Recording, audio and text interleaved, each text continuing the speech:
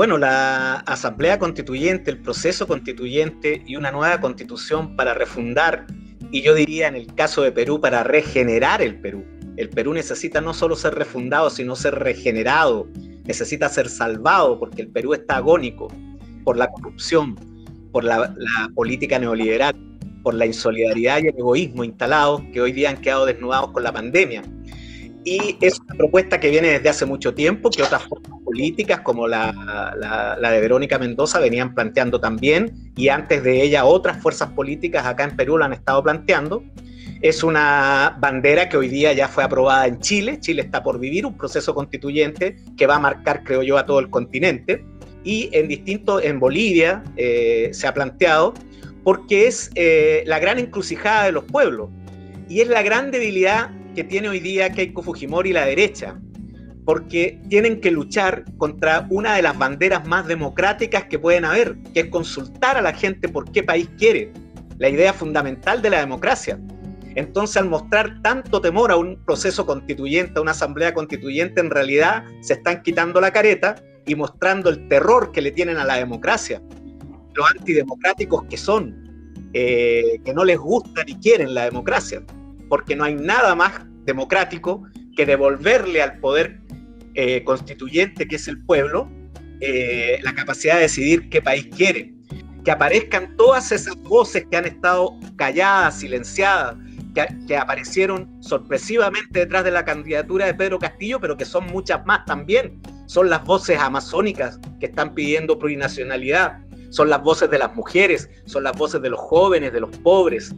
Entonces, creo que el proceso constituyente va a generar un cambio completamente distinto, una regeneración del país, que es la única salida además, porque esto se está cayendo a pedazos.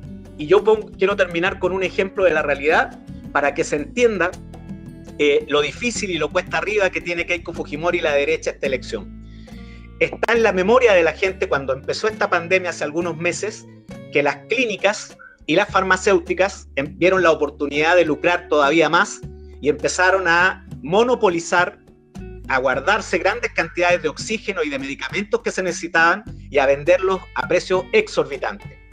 Cuando la población masivamente le pedía al aquel entonces presidente Vizcarra que interviniera las clínicas y las farmacéuticas para impedir esto que era un verdadero delito y un verdadero crimen, el presidente Vizcarra por la televisión reconoció que la inmensa mayoría de la gente le pedía esto y dijo públicamente que no podía hacerlo porque la Constitución no se lo permitía. Entonces, ¿quiénes son los que le han enseñado al pueblo que es ahora que hay que cambiar la Constitución? Son ellos mismos, la propia derecha. Con este tipo de cosas que podríamos nombrar muchas, son los que le han dado la fuerza a la bandera constituyente de Pedro Castillo. Mira, la fragmentación que hay en el Congreso, a pesar de que Perú Libre tiene y puede tener aliados y puede negociar con Jafre Pap, que otra bancada le dio su apoyo, y hay por ahí, creo que el JP Verónica Mendoza metió cuatro congresistas que no alcanzan a hacer una bancada, pero podrían, si son consecuentes, deberían apoyar el proceso de cambio. Se puede manejar con destreza y habilidad, sí se puede manejar el apoyo en el Congreso. Por otro lado, porque la derecha está dividida, tampoco es que esté, y es un síntoma universal. Cuando un bando está derrotado y en retroceso, se pelea entre ellos, ¿no? Cuando las cosas van bien, todos se abrazan, pero cuando las cosas van mal, se tienden a dividir. Entonces, todo esto puede ser aprovechado, pero más allá de eso, lo que hay detrás de la fragmentación es la crisis de representatividad, que yo creo que con la candidatura de Castillo se está también regenerando esa representatividad. El pueblo peruano está haciendo un camino, una experiencia, una escuela caminando para encontrar auténticos representantes, auténticas fuerzas políticas que lo representen. Y la constituyente va a acelerar ese proceso. De eso se trata. Los pueblos cambian, extravían el camino y luego lo encuentran. Y creo que el pueblo peruano está encontrando su camino.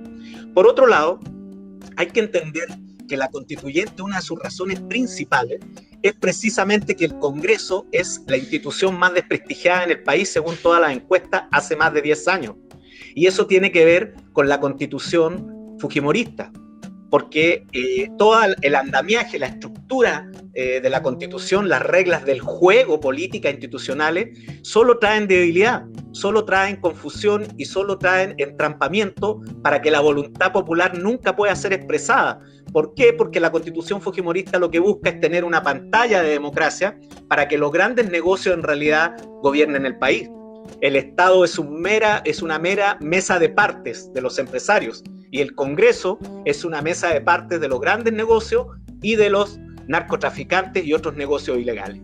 Entonces, nadie va a defender ese Congreso cuando la constituyente, como debe hacerlo, entiendo que hay un proceso primero de referéndum, de consulta, como se hizo en Chile, y si la inmensa mayoría del pueblo peruano en ese referéndum dice que hay que cambiar la Constitución y cerrar ese Congreso, eso es lo que se tendrá que hacer, como ocurre en Chile y como ocurre en todos los países donde la democracia opera, ¿no?